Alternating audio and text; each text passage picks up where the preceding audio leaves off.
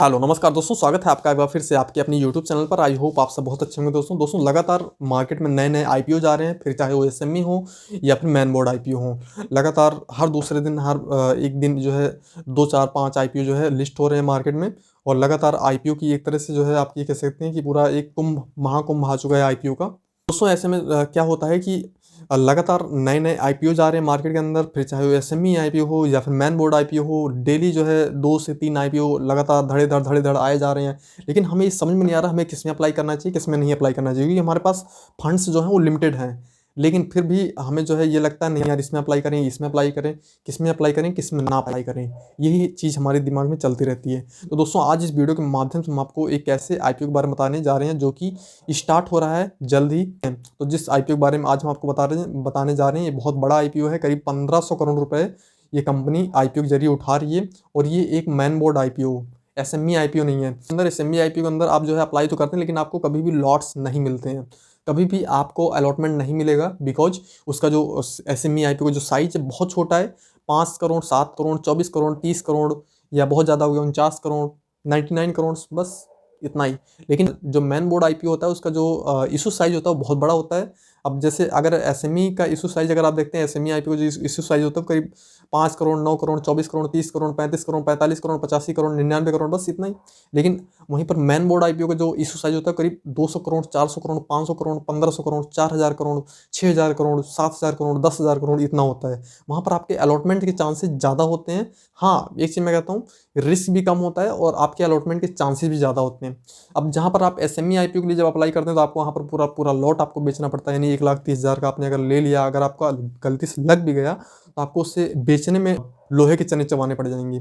लेकिन वहीं पर अगर आप एक मैन बोर्ड आईपीओ में अगर आप जो है बिडिंग करते हैं, अगर आपका बाई लग जाता है तो आप जो है यूँ चुटकी बजाते ही आप जो है अपने शेयर्स को बेच सकते हैं। यहाँ पर आपका रिस्क भी कम है और आप जो है रिटर्न तो मतलब थोड़ा सा कम है, लेकिन रिस्क भी कम है। लेकिन वहीं पर अगर एक एसएमई आईपीओ में अगर आप अप्लाई करते हैं, वहाँ पर रिस्क भी तगड़ा है और रिटर्न तो है भाई, थोड़ा सा रिटर्न है ठीक ठाक। लेकिन अगर बाई चांस आपका लग गया और लगते ही एसएमई आईपीओ का कुछ कह नहीं सकते कि वो अपर जा रहा है, ऊपर जा रहा है, नीचे जा रहा है, अगर उसका 5% डाउन हो गया कोई नहीं खरीदता भाई, ऐसे टंगे रहते हैं सारे के सारे। इसलिए एसएमई आईपीओ में बहुत ही मुश्किल से मिलता है, और अगर मिल जाता है तो कई बार दिक्कतें बहुत ज़्यादा आ जाती हैं। 5% का अगर अपर सर्किट लग गया तो आप तो टंग गए, फिर आपको कोई नहीं पूछेगा। लेकिन वहीं पर अगर हम मैन बोर्ड आईपीओ की बात करें तो यहाँ पर निकलने का आपको जो है टाइम मिल जाता है। आप कभी भी अपने शेयर्स को बेच सकते हैं, लेकिन वहाँ पर पूरा पूरा लॉट साइज आपको बेचना पड़ता है। चलिए ये तो रही दूसरी बात। लेकिन आज इस वीडियो के माध्यम से जिस आईपीओ के बारे में आज हम आपको बताने जा रहे हैं, ये आईपीओ ओपन होने जा रहा है 7 जनवरी 2025 से। बहुत ही बेहतरीन आईपीओ है। ये एक मैन बोर्ड आईपीओ है जो कि 1500 करोड़ रुपए रेज कर रही है कंपनी आईपीओ के जरिए। कंपनी कौन सी है, प्राइस बैंड क्या रहने वाला है, कब से कब तक ये आईपीओ जो है खुला रहेगा, अप्लाई करना चाहिए नहीं करना चाहिए, कितने लॉट का साइज होगा और कितना हमें इन्वेस्ट करना पड़ेगा रिटेलर्स में, एसएचएनआई में, बिग एचएनआई में, ये सारी चीज़ें हम जानेंगे इस वीडियो के माध्यम से। तो दोस्तों आप इस वीडियो को अंत तक देखिएगा। इस वीडियो में आपको इस आईपीओ से रिलेटेड सारी डिटेल्स देने वाला हूँ। सबसे पहले दोस्तों बात करते हैं कि आखिर आईपीओ है कौन सा। तो दोस्तों मैं आपको बता दूं, आईपीओ है capital infra trust InvIT limited. जी हाँ दोस्तों, ये वही कंपनी है जो कि आपके पैसे को रियल इस्टेट में लगाकर पैसे आपके बढ़ाकर आपको देती है। कुछ लोगों को पता है, कुछ लोगों को नहीं पता है, लेकिन ये कंपनी जो है एक रियल इस्टेट की कंपनी है, बहुत ही बढ़िया कंपनी है। इसके बारे में आपको डिटेल्स बताऊंगा, लेकिन पहले आईपीओ की डिटेल्स जान लेते हैं उसके बाद। ये करीब 1578 करोड़ रुपए का इसका इशू साइज है। ये आईपीओ स्टार्ट हो रहा है 7 जनवरी 2025 को और बंद होगा 9 जनवरी 2025 को, यानी 3 दिन का टोटल ये आईपीओ है। और इसका जो फेस वैल्यू है वो अभी फेस वैल्यू यहाँ पर विजुअल नहीं है। इसके बाद इसके प्राइस बैंड की बात करें, करीब 99 रुपये से लेकर 100 रुपये पर शेयर इसका प्राइस बैंड रहने वाला है।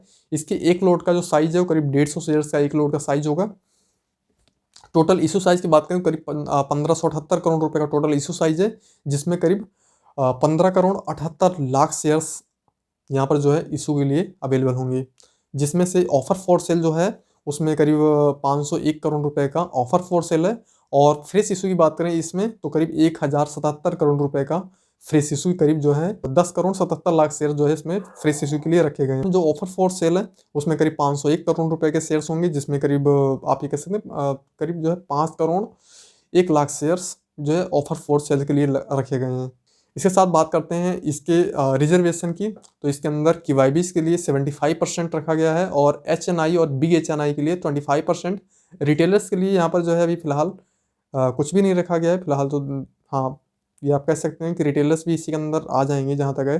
QIBs के लिए शायद 75% रखा है, तो इसी में हो सकता है जो है रिटेलर्स का ही पोर्शन हो। बात करते हैं लॉट साइज की, तो इसके अंदर अगर आप एक रिटेलर्स हैं तो आपको एक लॉट के लिए करीब 150 शेयर्स खरीदने होंगे। यानी 150 शेयर्स को अगर आप मल्टीप्लाई करते हैं 100 से, तो करीब 15,000 रुपये आपको यहाँ पर मिनिमम इन्वेस्टमेंट करनी पड़ेगी एक रिटेलर्स के तौर पे। अगर आप रिटेलर्स में मैक्सिमम लिमिट अगर आप मैक्सिमम बिड अगर आप लगाना चाहते हैं तो उसके लिए आपको जो है 1,95,000 रुपये खर्च करके करीब 13 लॉट के लिए अप्लाई करना पड़ेगा, जिसके अंदर आप जो है 1950 शेयर्स के हकदार होंगे। जी हाँ, 1950 शेयर्स आपको 13 लॉट्स के अंतर्गत मिलेंगे, जिसमें आपको 1,95,000 रुपये इन्वेस्ट करना पड़ेगा। स्मॉल HNI की बात करें तो इसके अंदर आपको 14 लॉट्स के लिए अप्लाई करना पड़ेगा, जिसमें आपको 2100 शेयर्स मिलेंगे। यानी 2100 शेयर्स बदले में आपको जो है करीब 2,10,000 रुपये यहाँ पर पे करना पड़ेगा। 2,10,000 रुपये आपको यहाँ पर इन्वेस्ट करना पड़ेगा। इसके साथ स्मॉल HNI में ही अगर आप मैक्सिमम लिमिट अगर आप लगाना चाहते हैं, मैक्सिमम बिडिंग अगर आप करना चाहते हैं, तो उसमें आपको करीब 66 लॉट के लिए अप्लाई करना पड़ेगा, जिसमें कि 9900 शेयर्स मिलेंगे आपको। करीब 9,90,000 शेयर्स आपको जो है स्मॉल HNI में मैक्सिमम में अगर आप जो है बिडिंग करते हैं तो मिलते हैं। बिग HNI की बात करें तो करीब इसमें आपको 67 लॉट्स के लिए अप्लाई करना पड़ेगा, जिसमें आपको 10,050 शेयर्स मिलेंगे। इसमें आपको जो इन्वेस्टमेंट अमाउंट होगा वो करीब 10,05,000 रुपये आपको इन्वेस्ट करना पड़ेगा। तो ये तो थी लॉट साइज की डिटेल्स। अब बात करते हैं कि कंपनी क्या करती है। कंपनी कैपिटल इंफ्रा ट्रस्ट जो ये कंपनी है ये इस्टेब्लिश हुई थी 2023 सितंबर में। Capital infra trust is infrastructure investments, यानी इन्वेस्टमेंट्स से रिलेटेड ये कंपनी है। और ये कंपनी जो है स्पॉन्सर्ड हो रही है गवार कंस्ट्रक्शन लिमिटेड के द्वारा। गवार कंस्ट्रक्शन एक बड़ी कंस्ट्रक्शन यूनिट है, कंस्ट्रक्शन कंपनी है, जो कि इसके जरिए जो है गवार कंस्ट्रक्शन में आपके पैसे को जो है ये कंपनी फिलहाल इन्वेस्ट करती है। तो ये कंपनी जो है कैपिटल इंफ्रा ट्रस्ट, ये जो है बाहर से जैसे कि होता है कि बाहर से जो है इन्वेस्टर्स को लेकर आना, और गवार कंस्ट्रक्शन लिमिटेड जो कि एक बड़ी कंपनी है, रियल इस्टेट में काम करती है। इस कंपनी में आपके पैसे को जो है ये कंपनी मतलब एक तरह से आपके इन्वेस्टमेंट को मैनेज करती है, और ये स्पॉन्सर्ड हो रही है गवार कंस्ट्रक्शन लिमिटेड के द्वारा। बाकी बात करते हैं, InvIT was establish to engage in activities make investment and infrastructure investment trust as allowed under the SEBI InvIT regulations. जी हाँ, जो ये कंपनी है कैपिटल इंफ्रा ट्रस्ट, ये जो है सेबी के अंतर्गत काम कर रही है कंपनी। फिलहाल जो है ये कंपनी इंफ्रास्ट्रक्चर इन्वेस्टमेंट और ट्रस्ट में काम करती है।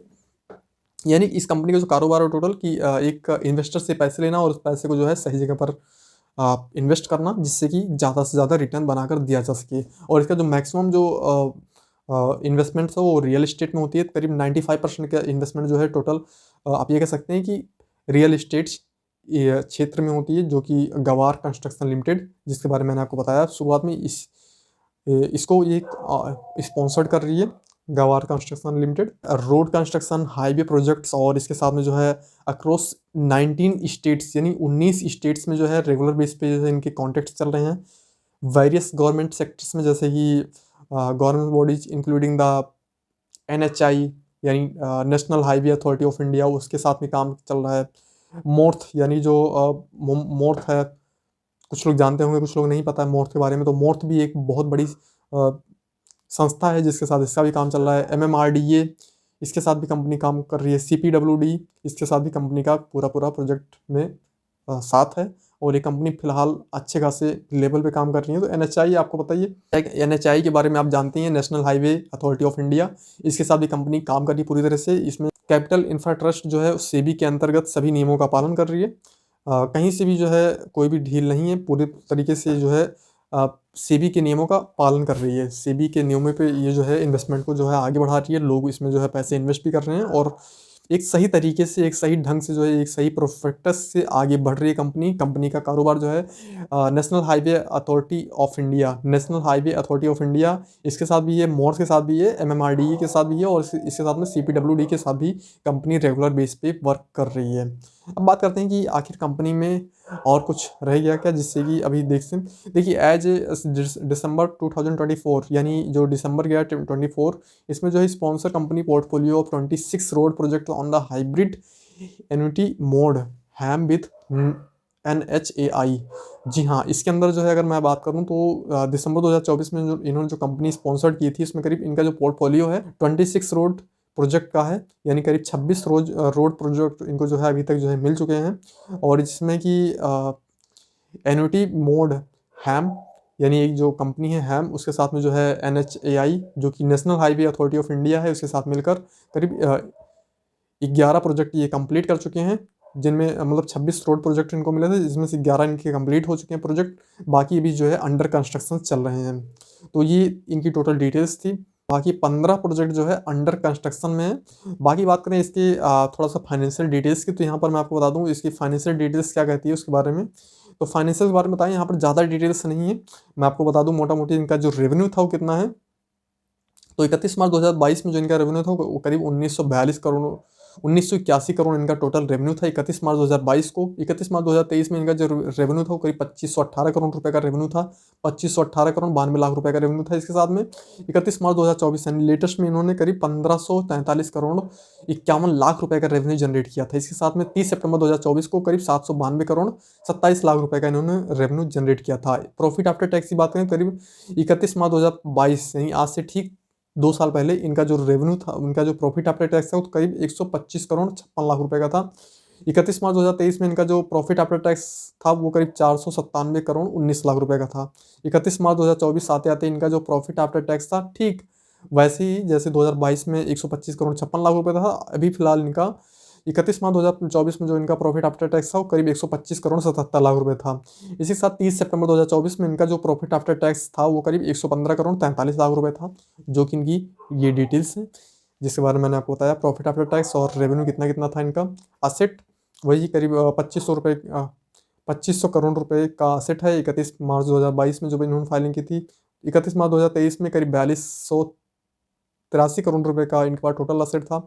31 मार्च 2024 में भी 4724 करोड़ रुपए का असेट था। और 30 सितंबर 2024 में करीब 4905 करोड़ रुपए का टोटल इनके पास असेट है। तो असेट की अगर देखा जाए तो असेट लगभग बढ़ रहे हैं हर साल दर साल इनके असेट इंक्रीज होते जा रहे हैं। तो इससे कंपनी थोड़ा सा जेन्युइन लग रही है। कंपनी जेन्युइन क्यों लगी? ये NHAI के साथ भी काम कर रही है, national highway authority of India. तो इससे हमारा जो विश्वास है और ज़्यादा इस कंपनी के ऊपर पक्का हो जाता है। कैपिटल इंफ्रा ट्रस्ट इनविट, ये कंपनी जो है रियल एस्टेट में इन्वेस्टिंग का काम करती है, इन्वेस्टिंग में जो है अपना जो है फाइनेंसिंग का काम करती है। बाकी इस कंपनी के बारे में मैंने आपको सारी डिटेल्स दे दी। इस कंपनी के बारे में आपकी क्या राय है हमें कमेंट सेक्शन में जरूर बताइएगा दोस्तों। इस कंपनी में अप्लाई करना चाहिए नहीं करना चाहिए, इसका डिसीजन हम जो है 7 तारीख जिस दिन एक IPO ओपन होने जा रहा है उस दिन तक वेट करेंगे, बिकॉज अभी इसकी एंकर लिस्ट नहीं आई है। इसके साथ में इसका जो GMP है, GMP भी पूरी तरह फ्लैट है, अभी 0 है GMP, तो अभी इसके बारे में कुछ नहीं कह सकते।